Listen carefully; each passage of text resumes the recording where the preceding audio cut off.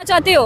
It had been the same history. It's like literally मैं history के पन्ने पलटूंगी तो ये कहानी कितनी बार दोहराई है। बच्चों के कातिल है, कैनिबलिस्ट है, पेडोफाइल्स है। क्या हम सब भूल गए? पीस के नाम पे आपने इराक में हमला किया, आपने पीस के नाम पे अफगानिस्तान पे हमला किया, आपने पीस के नाम पे लिबिया पे हमला किया। तो जिनको लगता है कि औरत हिजाब में नहीं रहेगी तो इसकी बात सुनी जाएगी, लेकिन आज मैं पूरे हिजाब में खड़ी हूँ यहाँ बोलने के लिए कि मेरा इल्म मेरे हिजाब से नहीं आता है, ये मेरी ताकत है। जब इंडिया के रुपीस गिरने लगे थे, every country wanted exchange dollar में, तो कौन था जो ऑयल हमें दिया in Indian rupees? It was Iran. और इजराइल की जो पॉलिसी रही है, ये दुनिया भर में सिर्फ और सिर्फ जमीन को हथियाने के चक्कर में, डॉलर को बचाने के चक्कर में मजलूमों को मार रहे हैं, डेमोक्रेसी को मार रहे हैं। एक दिन ऐसा आएगा पूरी दुनिया का मुसलमान एकजुट होकर तुम्हें नक्शे से खुरच कर फेंक देगा, ये याद रखना बिल्कुल।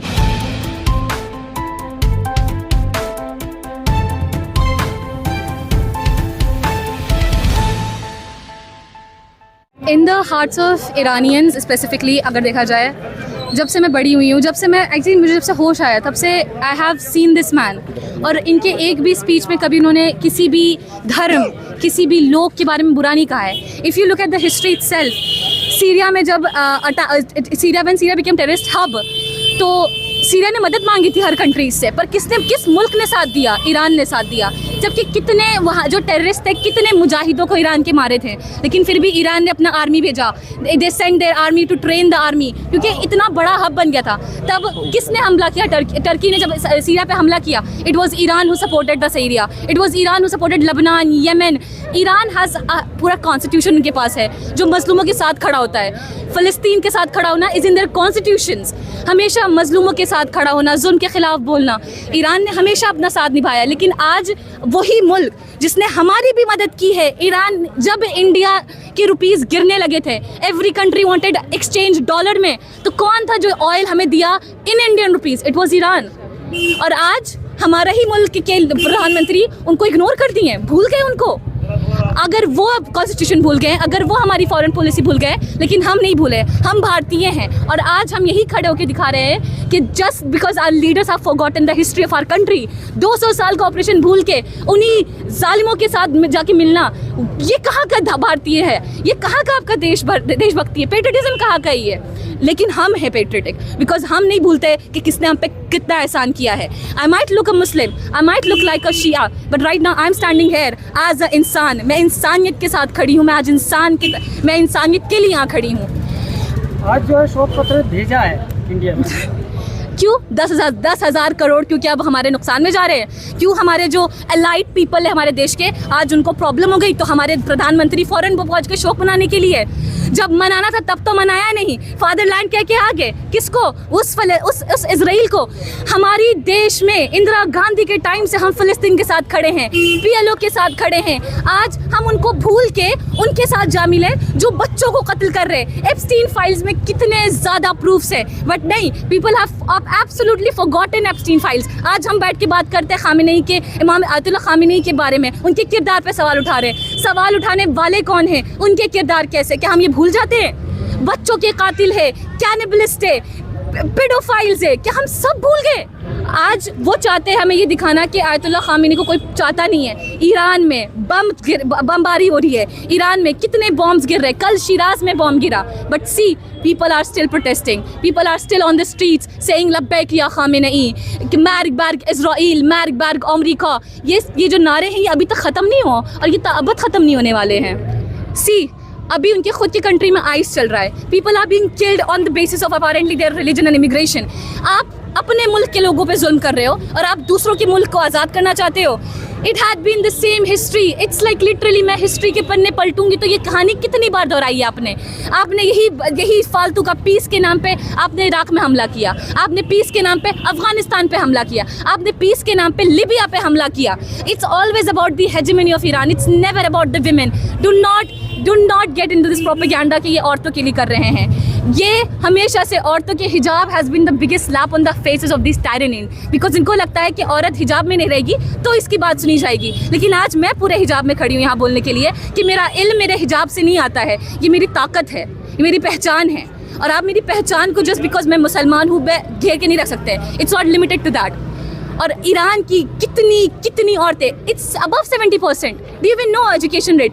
70% of the women are in STEM fields. Engineers हैं, साइंटिस्ट हैं, डॉक्टर्स हैं, इतने बड़े बड़े पॉलिटिकल पोजीशंस होल्ड करती हैं. हमारे देश में आप बताइए कौन सी औरत सेफ है? हमारे तो छोड़िए, आप उसी अमेरिका में बताइए कौन से सेफ है? इंसाफ वही होना चाहिए जैसा रहबर को चाहिए था. रहबर हमेशा अपने हर खुतबे में यही कहते थे कि मजलूमों के साथ हमें खड़े होना है, और आज उसी मजलूमों के साथ हम खड़े हैं और उन जालिमों को निस्तो नाबूद करना है, भले ही वो कैसा भी हो. It doesn't matter for us at this point. It's about dying for the cause of the रहबर और either dying with dignity. It's either way. I am not taking a chances here. It's about हक right now. और यही चीज़ थी रहबर की हर speech में उन्होंने ही कहा था कि फ़लस्तीन के साथ सपोर्ट करना, अक्सा को आज़ाद कराना. आज भी हम अल-अक्सा की इस जगह पे हैं और आपने एक रहबर को शहीद किया. देख लीजिए आज हर शख्स, millions of people, 300 million people are on the streets standing for the cause of the रहबर. आपने हमें और यूनाइट कर दिया है, for which we are thankful honestly. I don't think as a leader आपके ऐसे बात आगे सामने आने के बाद आप उसे फादरलैंड कह रहे हो. फादरलैंड कौन होता है? आप किसे बोल के आ रहे हो? पहली बात तो इजराइल ने हमारी कौन से मदद की है? कभी हमारी कहाँ मदद की है? इजराइल में आज भी हिंदुओं के बारे में क्या कहते हैं? पी ड्रिंकर्स हैं ये, इनको बोलते हैं स्टैचू लवर्स हैं, इनको मारना चाहिए, उनके मुंह पे थूकते हैं. हमारे देश के युवा जस्ट बिकॉज धर्म देख के अंधे हो गए हैं, उनको लगता है कि वहाँ जाके वो सपोर्ट करते हैं. नहीं इट्स ऑल सर, इजराइल को तो हम देश मानते ही नहीं है, क्योंकि इजराइल की जो ज़मीन है वो फ़लस्तीन की ज़मीन है. अगर हम ये कहेंगे कि इजराइल एक देश है तो यानी कि हम सीधा सीधा ये कह रहे हैं कि पाकिस्तान ऑक्युपाइड कश्मीर जो हिंदुस्तान की जगह वो पाकिस्तान की है. तो भारत की जो डेमोक्रेसी है कभी भी इजराइल को इजराइल नहीं कह सकती. इजराइल और अमेरिका ये देश नहीं है, ये एक शैतानी मरकज़ हैं जिनका काम ये है पूरी दुनिया में नफरत फैलाना, मजलूमों की हत्या करना और किसी भी तरह से जो डेमोक्रेसी देश हैं उनको ये बताना कि आप लोगों के यहाँ जिस तरह से आपने देखा कि अमेरिका और इजराइल की जो पॉलिसी रही है, ये दुनिया भर में सिर्फ और सिर्फ ज़मीन को हथियाने के चक्कर में, डॉलर को बचाने के चक्कर में मजलूमों को मार रहे हैं, डेमोक्रेसी को ख़त्म कर रहे हैं और दूसरे देशों पर कब्जा कर रहे हैं. तो इस तरह की जो पॉलिसी है ये भारत को भी एक दिन खा जाएगी. तो हमारे प्राइम मिनिस्टर को, हमारी रूलिंग पार्टी को पोजीशन लेनी पड़ेगी और ये समझना पड़ेगा कि अमेरिका और इजराइल जो उनका अपना नाटो है, जो अलायंस है, वो उसके भी नहीं है. आप देखिए पिछले 7 दिन में फ्रांस, जर्मन, स्पेन सब अमेरिका से नाराज़ हैं, सब डोनाल्ड ट्रंप की पॉलिसी से नाराज़ हैं. यह सिर्फ और सिर्फ गलत फहमी फैला रहा है आपस में झगड़े करवाने के लिए. एक चीज़ बताइए, जिस देश का रहबर, जिस देश का राष्ट्रपति, जिस देश का कौम का लीडर वो शहीद हो गया, उसके लिए कौन खुशी जता सकता है? आप खुद सोचिए, आपके घर में अगर आपके दादा या दादी जो घर के सबसे बड़े होते हैं, अगर मान लीजिए उनकी वफात हो जाए तो क्या आप खुशी मनाएंगे? कभी नहीं मनाएंगे, क्योंकि वो सिर्फ शियाओं के नहीं, वो सिर्फ सुन्नियों के नहीं, वो हर उस उम्मत के, हर उस इंसान के और हर उस देश के लीडर थे जिसको इंसाफ पसंद था, जिसको मोहब्बत पसंद थी. शिया और सुन्नी की तो इस देश में कोई लड़ाई नहीं है, ये तो सिर्फ यहूदियों की चाल थी.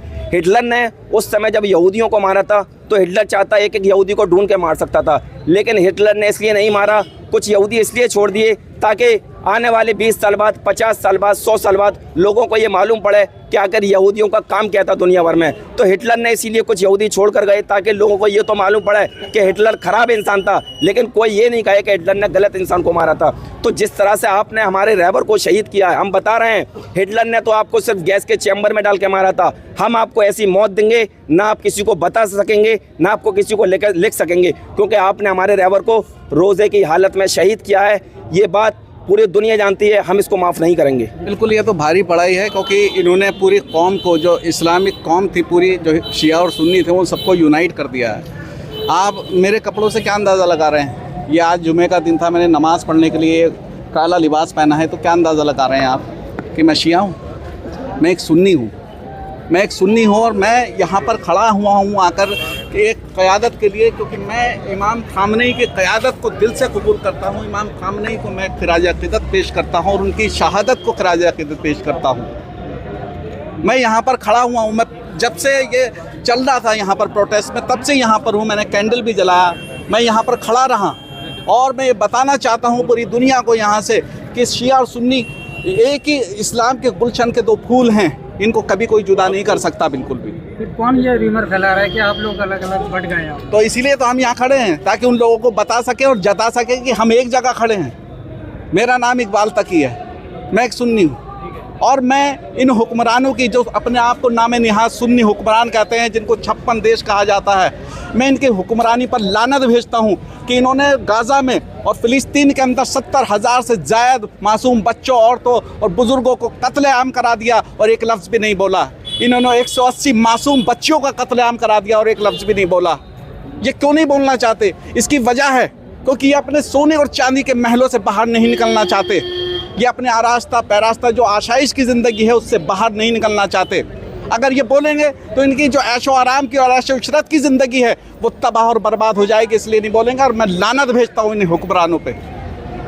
मैं सुन्नी हूँ और पूरी दुनिया का सुन्नी, पूरी दुनिया का एक एक सुन्नी मुसलमान इमाम खामनेई को खिराज अक़ीदत पेश करता है और उनका इमाम मानता है। मैंने इमाम हुसैन की शहादत को नहीं देखा, मैंने इमाम हसन की शहादत को नहीं देखा, मैंने नहीं देखा हज़रत अबू बकर सिद्दीक़ अजमईन की बहादुरी को, मैंने नहीं देखा हज़रत उमर फ़ारूक की बहादुरी को, मैंने नहीं देखा हज़रत अली की बहादुरी को, लेकिन मैं खुशनसीब हूँ कि मैंने इमाम खामनेई की बहादुरी को देखा। मैंने एक रीढ़ की हड्डी के इंसान को उन जालिमों के सामने खड़े देखा और शहादत को नोश फरमाते देखा। और खुशनसीब हूँ कि मैं ऐसे दौर में पैदा हुआ कि जहाँ में इमाम खामनेई जैसे एक रीढ़ की हड्डी के इस्लाम का झंडा बुलंद करने वाले लोग मौजूद हैं और मौजूद थे, और वो हमेशा हमारे दिलों में मौजूद रहेंगे। देखिएगा कि दूसरे चैनल्स पर नज़र डाल के देखिएगा, इसकी अमेरिका की और इजराइल की जो इकोनॉमिक पावर है उसकी रीढ़ की हड्डी टूटने वाली है। एक दिन का 35 लाख करोड़ से 80 लाख करोड़ का नुकसान सऊदी का हो रहा है। मार्केट पूरी की पूरी क्रैश हो रही है, डाउनफॉल जा रहा है। स्टेट ऑफ हॉर्मोज बंद है, इनके जहाज़ों को निकलने नहीं दिया जा रहा। ये कुछ दिन और रुको और ये गिड़गिड़ाएंगे कदमों में पड़ के, और ये गिड़गिड़ाएंगे अपनी हरकतों पर जो इन्होंने नाजायज़ ये कत्लेआम मचाया है, जो शहादत की है इमाम खामनेई की। ये खून के आंसू रोने वाले हैं। मोहलत देगा। और वो कहते हैं कि हम यहाँ पे ईरान की जनता को बचाने आए हैं, ईरान की अवाम को बचाने आए हैं। क्या ऐसे बचाया जाता है अवाम को कि 180 मासूम बच्चों को स्कूल पे बम मार के तुमने शहीद कर दिया? इस तरह से बचाया जाता है कि 70,000 बच्चों मासूमों को तुमने कत्ल गारत करी कि उनके ऊपर फ़िलिस्तीन में और गाज़ा में? क्या इस तरह से बचाते हैं? क्या तुम्हारा चेहरा पूरी दुनिया देख नहीं रही है? तुम पूरी दुनिया में नंगे होने वाले हैं। एक दिन ऐसा आएगा पूरी दुनिया का मुसलमान एकजुट होकर तुम्हें नक्शे से खुरच कर फेंक देगा, ये याद रखना बिल्कुल है।